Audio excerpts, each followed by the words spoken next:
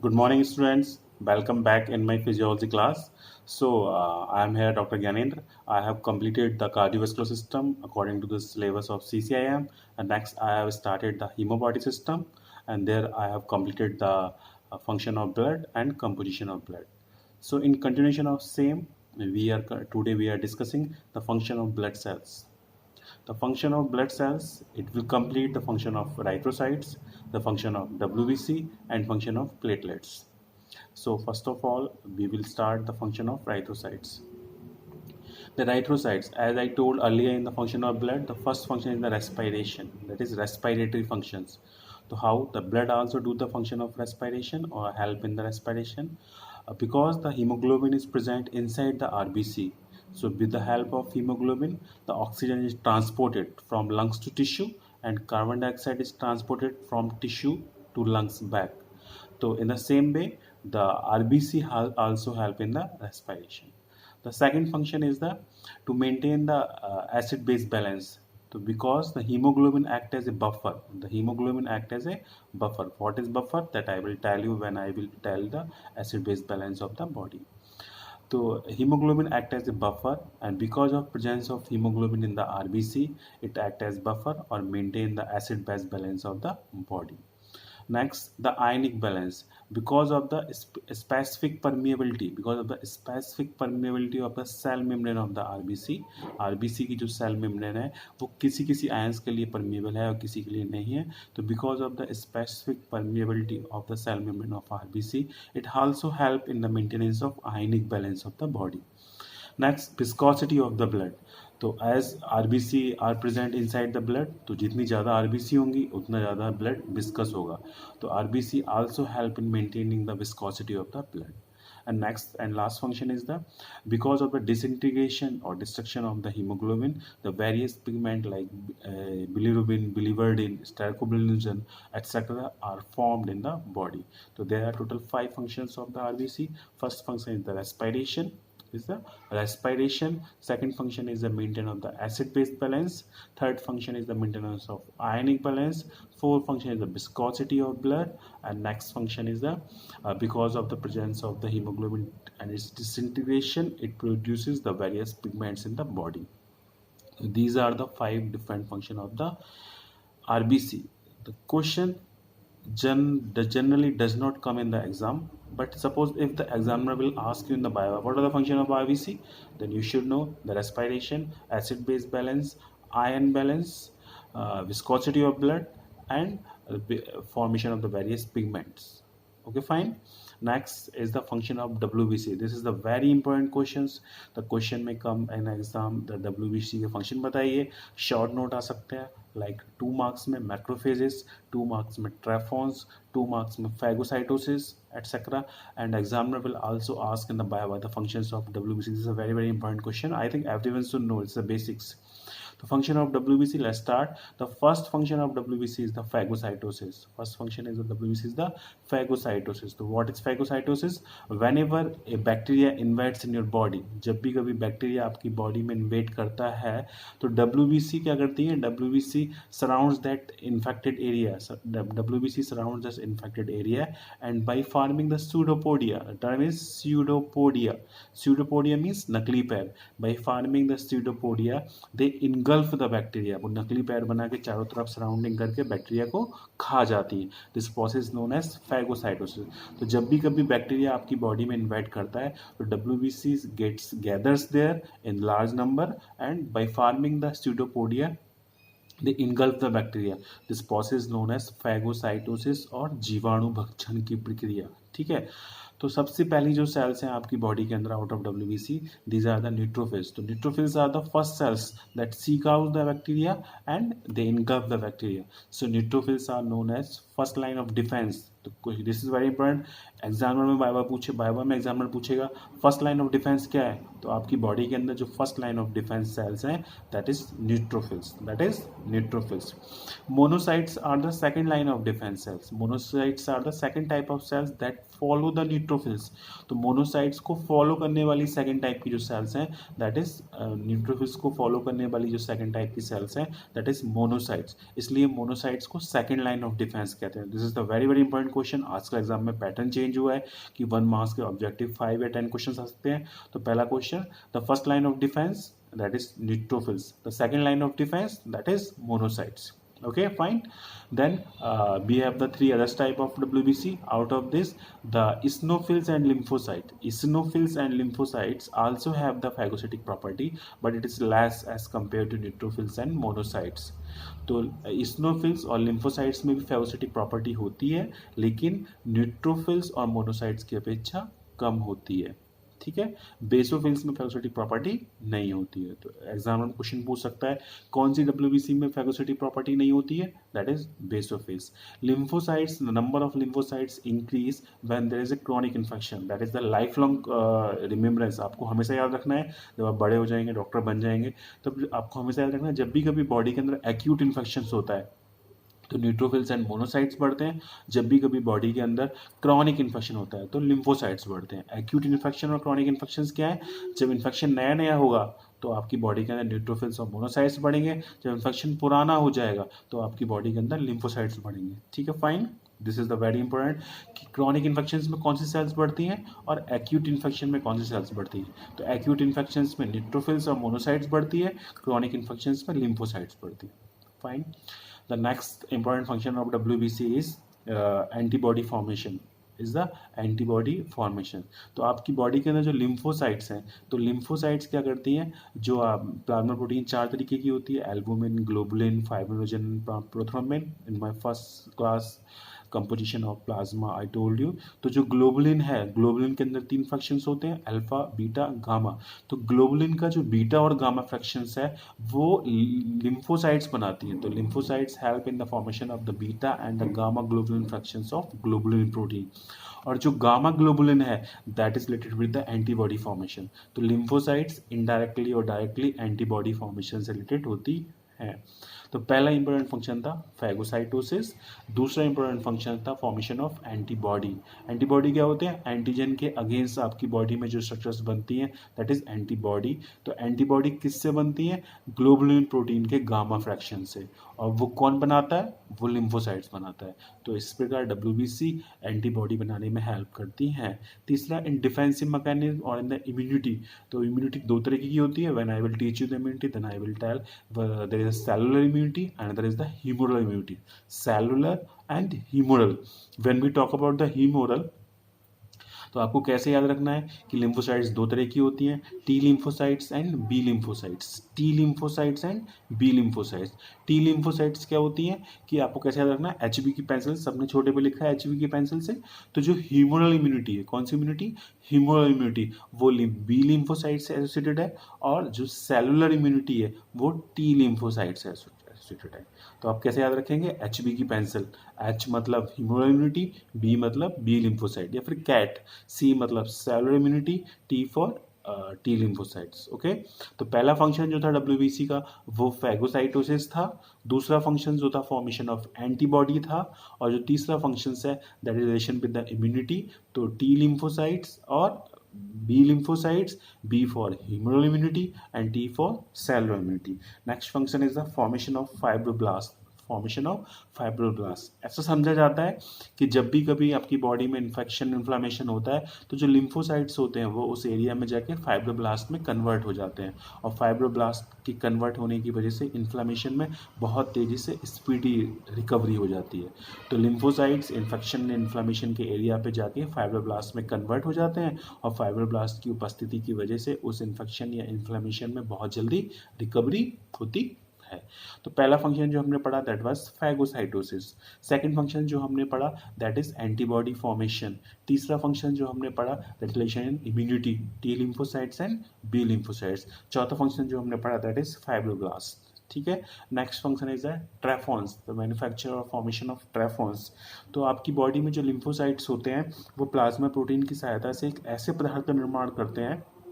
आपकी बॉडी में जो लिम्फोसाइट्स होते हैं वो प्लाज्मा प्रोटीन किससे, एक ऐसे पदार्थ का निर्माण करते हैं जो टिश्यू की ग्रोथ में, टिश्यू के न्यूट्रिशंस में और टिश्यू के रिपेयर में हेल्प करता है। ऐसे पदार्थ को ट्रेफॉन्स कहते हैं। तो आपकी बॉडी के अंदर जो ल्यूकोसाइट्स हैं वो प्लाज्मा प्रोटीन की सहायता से एक ऐसे पदार्थ का निर्माण करते हैं जिसका बहुत ज़्यादा इन्फ्लुएंस होता है सेल की ग्रोथ पे, सेल के रिपेयर पे, सेल के न्यूट्रिशन पे। These substance are known as trephones. This known as trephones, TREPHONES, trephones. Okay, तो पहला फंक्शन फैगोसाइटोसिस, दूसरा फंक्शन जो हमने पढ़ा that was formation of antibody, तीसरा फंक्शन जो हमने पढ़ा दैट इज इम्यूनिटी। इम्यूनिटी में आपको क्या याद रखनी है, HV की पेंसिल। चौथा फंक्शन जो हमने पढ़ा दैट वाज फाइब्रोब्लास्ट, एंड पांचवा फंक्शन जो हमने पढ़ा that is trephones, formation of trephones. Next function is the formation of heparin. Heparin, heparin क्या है, हेपेरिन एक एंटीकोगुलेंट सब्सटेंस है जो आपकी बॉडी के अंदर ब्लड को जमने नहीं देता, इज ए नेचुरल एंटीकोगुलेंट। तो जो WBC पास तरीके की थी उसमें से जो एक बेसोफिल्स थी जिसके अंदर फेगोसाइटोसिस की प्रॉपर्टी नहीं थी, तो बेसोफिल से एक पदार्थ निकलता है that is known as heparin, और हेपेरिन की वजह से इंट्रावेस्कुलर ब्लड के अंदर क्लॉटिंग नहीं हो पाती है। It does not allow the clotting of blood, it does not allow the intravascular clotting of blood because of presence of heparin, and that is secreted by the basophils. ठीक है, okay, that is anticoagulant property. And next function is the antihistamine property, antihistamine। तो आपकी body के अंदर जो इस्नोफिल्स थी, तो इस्नोफिल्स क्या होती है, जब भी कभी आपकी बॉडी के अंदर एलर्जी होती है, एलर्जेंस रिएक्शंस होती है, एलर्जी क्या होती है that I will tell you in the last of this chapter, allergy. तो जब भी कभी आपकी बॉडी के अंदर एलर्जी होती है तो उस एलर्जेंस के एरिया पे इस्नोफिल्स जाके बहुत ज़्यादा नंबर में एकत्रित हो जाती हैं। तो इस्नोफिल्स gathers at the side of allergens, और वो एलर्जी के जो स्पीड है, एलर्जी की जो रिएक्शंस की जो स्पीड है उसको कम करती है। कैसे कम करती हैं, जो मीडिएटर्स होते हैं उन मीडिएटर्स मीट का डिग्रेडेशन कर देती है। तो मीडिएटर्स क्या है, लाइक हिस्टामिन। तो हिस्टामिन एक पदार्थ है जो मास्ट सेल से निकलता है, तो हिस्टामिन की वजह से एलर्जी होती है। तो ये क्या करेंगी, कौन, स्नोफिल्स। स्नोफिल्स क्या करेंगी, वो हिस्टामिन का डिग्रेडेशन कर देंगी। तो हिस्टामिन का डिग्रेडेशन कर देंगी और मास्ट सेल को इनएक्टिव या किल कर देंगी। कौन, स्नोफिल्स। तो स्नोफिल्स को एंटी एलर्जिक सेल्स भी कहा जाता है। तो आपकी बॉडी में जब भी कभी एलर्जी होगी, जब भी कभी एलर्जी होगी तो आपकी बॉडी में कौन बढ़ेगा, स्नोफिल्स। क्या बढ़ेंगे, स्नोफिल्स। ये आपको लाइफ लॉन्ग याद रखना है कि एलर्जी, तो जब भी कभी आपकी बॉडी में एलर्जी टर्म्स आए, जब भी कोई बोले तो आपके दिमाग में क्या आना चाहिए, स्नोफिल्स। तो स्नोफिल्स का जो रिएक्शन है दैट इज एंटीहिस्टामिनिक प्रॉपर्टी, और मास्ट सेल्स को डिग्रेड या डिस्ट्रॉय या किल कर देती है या इनएक्टिव कर देती है, तो आपकी बॉडी में एलर्जी होने से रोकती है। तो WBC का जो पहला फंक्शन था दैट वाज फैगोसाइटोसिस। जो दूसरा फंक्शन WBC का था that was formation of antibody. तीसरा फंक्शन था रिलेशन विद द इम्यूनिटी। चौथा फंक्शन था फाइब्रोब्लास्ट। पांचवा फंक्शन था ट्रेफॉन्स। छठा फंक्शन था कि जो आपकी जो ये बेसोफिल्स है दैट इज एंटीकोगुलेंट प्रॉपर्टी, और जो सातवां फंक्शन था एंटी हिस्टामिन प्रॉपर्टी, एंड आठवां फंक्शन है एंटी पैरासिटिक प्रॉपर्टी। तो जनरली तो जो पैरासाइट्स होते हैं, जो बैक्टीरियास होते हैं, इनको फैगोसाइटिस के द्वारा न्यूट्रोफिल्स, मोनोसाइट्स खा लेती हैं, लेकिन जो कुछ बड़े बड़े पैरासाइट्स होते हैं उन पैरासाइट्स जिनको न्यूट्रोफिल्स और मोनोसाइट्स नहीं खा सकती, तो उनको क्या करती हैं, स्नोफिल्स जो होती हैं वो आती हैं और वो खा जाती हैं। तो स्नोफिल्स की जो की parasitic property, anti parasitic property, तो एंटी पैरासिटिक फंक्शंस जो जो ल्यूकोसाइट्स का है वो किसकी वजह से, स्नोफिल्स। तो बड़े बड़े पैरासाइट्स जिनको न्यूट्रोफिल्स और मोनोसाइट्स नहीं खा पाती उनको स्नोफिल्स आके फैगोसाइटोसिस की प्रक्रिया के द्वारा खा लेती हैं, और इनसे केमिकल्स निकलते हैं लाइक पेरोक्सीडेज, जो पैरासाइट्स के लार्वा के लिए हानिकारक है, पैरासाइट्स के लार्वा को पनपने नहीं देते। फाइन। तो पहला function that is a very important, phagocytosis. Phagocytosis का मतलब क्या था, आपको क्या रखना है, टर्म स्यूडोपोडिया। वैसे term pseudopodia, phagocyte bacteria, pseudopodia, pseudopodia के पैर बड़े हुए और बैक्टीरिया वायरस इसके अंदर, और उसका डिस्ट्रक्शन हो गया। पहली cells neutrophils, second cell monocytes. Eosinophils और लिम्फोसाइट्स में भी है लेकिन कंपेरेटिवली कम है। उसके बाद आया था एंटीबॉडी। एंटीबॉडी में क्या टाइम याद रखना है, gamma globulin fractions of globulin proteins. ठीक है। तीसरा फंक्शन था इम्यूनिटी, तो आपको क्या रखना है, HB की पेंसिल और cat. Humoral immunity, B lymphocytes, cellular immunity, T lymphocytes. आपको रखना था फाइब्रोब्लास्ट, तो जो लिम्फोसाइट्स थी वो इन्फेक्शन एंड इन्फ्लामेशन की साइड पे फाइब्रोब्लास्ट में कन्वर्ट हो जाती हैं, जिसकी वजह से इन्फेक्शन एंड इन्फ्लामेशन की इजी हीलिंग हो जाती है। ठीक है, उसके बाद आपको क्या रखना था, एंटी कोगुलेंट प्रॉपर्टी। तो एंटी कोगुलेंट किसकी वजह से होता है, हेपेरिन। हेपेरिन एक नेचुरल एंटी कोगुलेंट है, किससे निकलता है, बेसोफिल से निकलता है, जिसकी वजह से इंट्रावेस्कुलर ब्लड, आपकी बॉडी के अंदर जो ब्लड घूम रहा है वो नेचुरली कभी जमता नहीं है। देन उसके बाद है एंटी हिस्टामिनिक प्रॉपर्टी। तो आपकी बॉडी में जब भी कभी एलर्जी होती है तो इस्नोफिल्स उस साइड पर जाती हैं, उनकी नंबर वहाँ बढ़ जाती है, और वो क्या करती है, जो मीडिएटर जिनकी वजह से एलर्जी हो रही है, दैट इज हिस्टामिन, वो हिस्टामिन को डिग्रेड कर देती हैं, और जो हिस्टामिन निकाल रहा है ऐसी सेल्स, स्पेशली मास्ट सेल्स, उसको इनएक्टिव या डिस्ट्रॉय कर देती हैं। देन आया एंटी पैरासिटिक प्रॉपर्टी। तो जो इस्नोफिल्स है, इस्नोफिल्स की एंटी पैरासिटिक प्रॉपर्टी, ऐसे पैरासाइट्स जो इतने बड़े हैं जिनको आसानी से न्यूट्रोफिल्स और मोनोसाइट्स नहीं खा सकती, तो इस्नोफिल्स उनको खा लेती है फेगोसाइटोसिस की प्रक्रिया के द्वारा, और इनसे अलग तरह का पदार्थ, केमिकल निकलता है पेरोक्सीडेज, जो पैरासाइट्स के लार्वा को पनपने नहीं देता है। उसके बाद आया anti cancerous property. Anti cancerous, तो लिम्फोसाइट्स 5 तरीके की थी।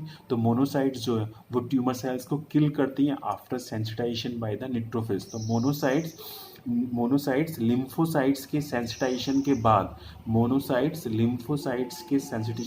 बाद, न्यूट्रोफिल्स ट्यूमर सेल को किल करने का काम करती है। कौन, मोनोसाइट्स। तो ट्यूमर सेल्स जो आपकी बॉडी में कैंसरस सेल है उसको किल कौन कर रहा है, मोनोसाइट्स। कब किल कर रही है, जब लिम्फोसाइट से उनको उत्तेजना या संवेदना या सूचना मिल रही है। तो after sensitization by the lymphocytes, monocytes kills the tumour cells. ठीक है, उसके बाद आया मोनोसाइट से एक अलग तरीके का पदार्थ निकलते हैं, कुछ बायोलॉजिकल इंपॉर्टेंट सब्सटेंस, जैसे प्रोस्टोग्लैंडिन ई। तो मोनोसाइट से कुछ केमिकली बायोलॉजिकली एक्टिव सब्सटेंस जैसे प्रोस्टोग्लैंडिन ई निकलता है। उसके बाद आया formation of tissue macrophage. Tissue macrophage, the term macrophage is very very important, it can come in the exam for 2 marks. What is tissue macrophage?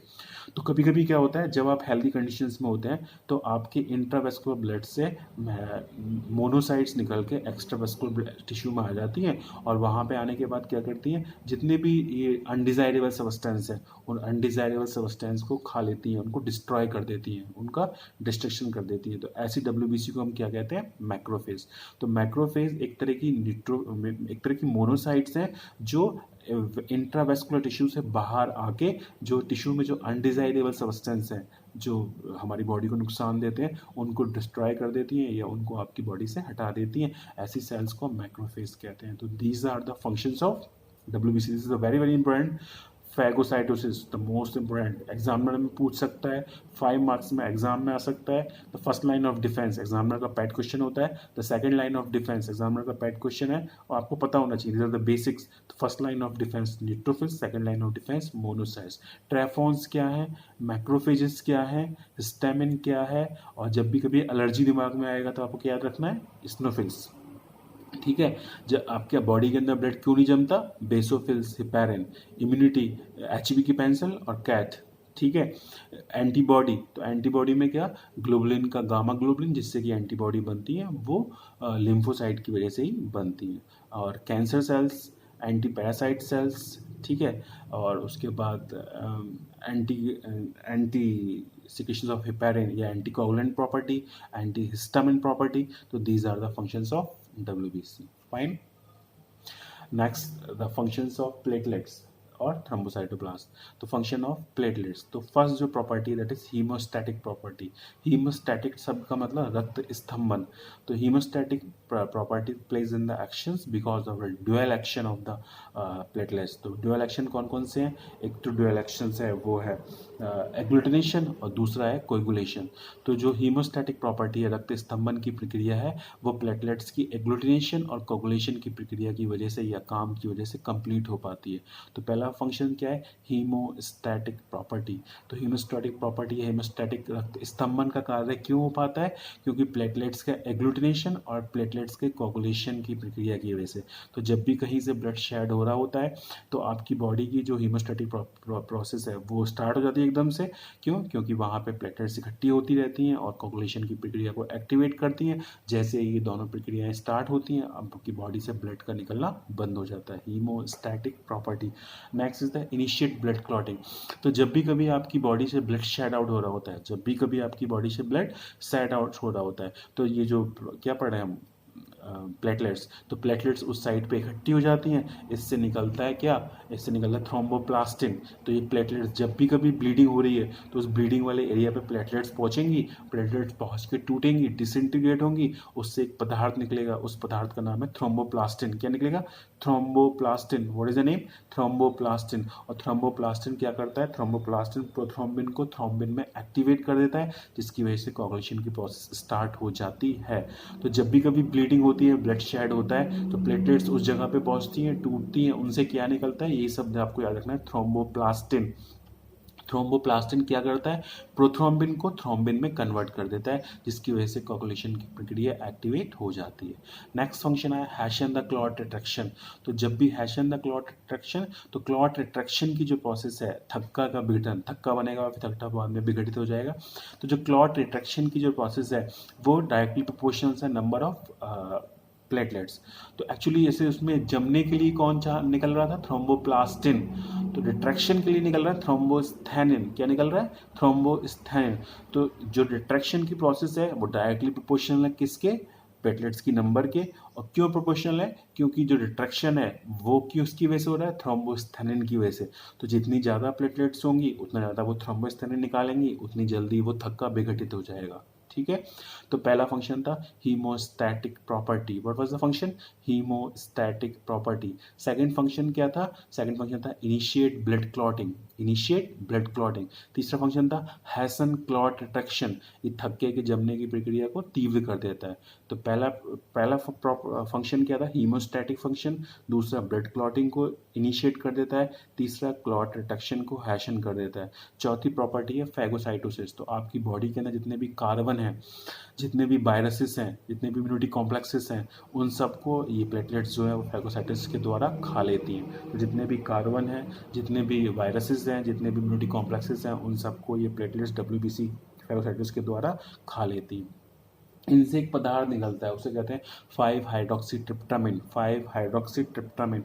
तो 5-हाइड्रोक्सीट्रिप्टामिन करता क्या है? प्लेटलेट से निकलता है, करता क्या है? तो 5-हाइड्रोक्सीट्रिप्टामिन क्या करता है? जो आपकी जो वेसल्स हैं, आर्टरीज, वेन्स हैं, उनको कॉन्स्ट्रिक्ट कर देगा। तो जब भी कभी ब्लीडिंग हुई, वहाँ से प्लेटलेट्स इकट्ठी हो जाएंगी, प्लेटलेट से थर्मोप्लास्टिन निकलेगा, साथ साथ क्या करेगा? ये 5-हाइड्रोक्सीट्रिप्टामिन निकलेगा। वो क्या कर देगा? उस वेसल्स को सिकोड़ देगा। तो वेसल्स को जब सिकोड़ देगा तो पाइप में जो ब्लड आ रहा है उसकी अमाउंट भी कम बहेगी। तो इस तरह से ये इनडायरेक्टली एंटी कोगुलेशन की प्रोसेस में हेल्प करता है। तो प्लेटलेट्स पहली प्रॉपर्टी हीमोस्टैटिक प्रॉपर्टी, दूसरी प्रॉपर्टी इनिशिएट ब्लड क्लॉटिंग, तीसरी प्रॉपर्टी हैशन क्लॉट रिट्रैक्शन, चौथी प्रॉपर्टी फैगोसाइटोसिस की प्रोसेस, पांचवी प्रॉपर्टी इससे क्या निकलता है? 5-हाइड्रोक्सीट्रिप्टामिन। और 5-हाइड्रोक्सीट्रिप्टामिन निकलने की वजह से ये कैपिलरीज या ब्लड वेसल्स को सिकोड़ देती है। देन आया रिपेयर एंडोथीलियम। तो ब्लड वेसल्स के अंदर मूव कर रहा है, अगर सपोज कहीं पे एंडोथेलियम, एंडोथेलियम मतलब कि जो ये वेसल्स है इसकी एंडोथेलियम, तो एंडोथेलियम में कहीं इंजर्ड है, टिश्यू इंजर्ड है, चोट लगी हुई है, तो क्या होगा? इस इंजर्ड टिश्यू पे जब ब्लड बह रहा है तो ब्लड के अंदर प्लेटलेट्स हैं, तो प्लेटलेट्स उस इंजर्ड टिश्यू पे जाके चिपक जाएंगी, प्लेटलेट्स उस इंजर्ड टिश्यू पे जाके चिपक जाएंगी और उस इंजर्ड टिश्यू की आसानी से जल्दी क्विकली हीलिंग कर देती हैं। तो जो इंट्रावेस्कुलर हीलिंग है, इंट्रावेस्कुलर टिश्यू के अंदर जो चोट लग गई है, इंजरी लग गई है, तो उस इंजरी की क्विकली और आसानी से रिपेयरिंग हो जाती है। किसकी वजह से? क्योंकि जो वेसल्स के अंदर जो ब्लड घूम रहा था, उस ब्लड के अंदर जो प्लेटलेट्स थी वो उस वेसल्स पे जहाँ पे चोट लगी है, इंजर्ड लगा है, वहाँ जाके चिपक गई, जिसकी वजह से इसकी रिपेयरिंग और हीलिंग जल्दी से हो जाती है। तो आज हमने क्या पढ़ा? The functions of RBC, the functions of WBC and functions of platelets. इससे पहले हम कार्डियोवास्कुलर सिस्टम पढ़ चुके हैं। जो लोग हमारे चैनल के साथ नए जुड़े हुए हैं वो प्लेलिस्ट में जाके कार्डियोवास्कुलर सिस्टम की सीरीज़ के अंतर्गत जितने भी CCIN के सिलेबस के अनुसार टॉपिक हैं वो सारे टॉपिक मैं कवर कर चुका हूँ, वो सब आप वहाँ देख सकते हैं। तो कल हम किसी एक नए टॉपिक के साथ मिलेंगे, दैट इज़ हीमोपोएसिस। तो तब तक आप बने रहिए हमारे साथ, डॉक्टर ज्ञानेंद्र डॉक्टर गगन के साथ आयुर्वेदिक शारीरिक ज्ञान के सफ़र पर। Thank you.